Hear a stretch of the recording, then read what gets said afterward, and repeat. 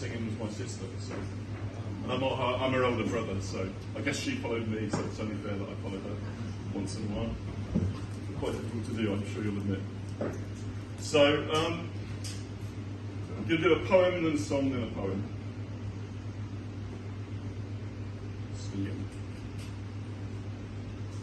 And the song and the poem are both about relationships. They're actually both about the same woman. From a slightly different perspective.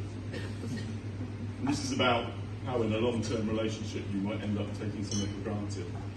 When I was living in Brighton years ago, when I went down there, I said to myself, I'm going to get down to the sea at least once a week.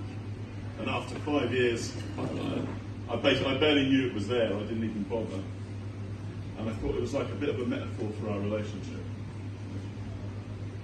It's called You Were the Sea. You were the sea when he moved to the coast, a locked-in land boy, bereft of waves and their wonder. When he arrived, he'd daily dive in, he'd made it a practice to go in and down under, sea starving his whole life long. He thought the love affair would run and run. He swam in September and all through the year, regardless of rain, in spite of the sun.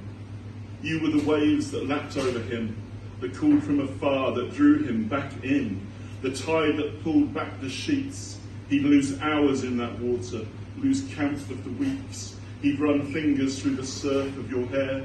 He'd comb the beach for the gifts you'd left there. Little signs of things that you bring, residues of your rise and its love offerings. Hard things you had softened over time. Foreign objects and trinkets with no value, reason or rhyme, but precious to him to find. And the beauty it brought, a rare and unique kind. When he held them, it brought your presence to mind, exotic and domestic at the same time. A sense of safety, an essence of freedom. Your watchful eye would oversee them, unpredictable and dependable, sensuous but rarely sensible, always there, always moving, always changing, never changing, always changing, never changing. He moved to the coast and you were the sea. For that first year he'd live and he'd breathe. Salt and sea air were his only reprieve. Though he'd drift back to land, he never would leave. The sound of the surf on the sand filled his ears, calling him back from salty spilled tears to the place where all rivers run, to the source of the salt and the birth of what had begun, the love that should have never gone.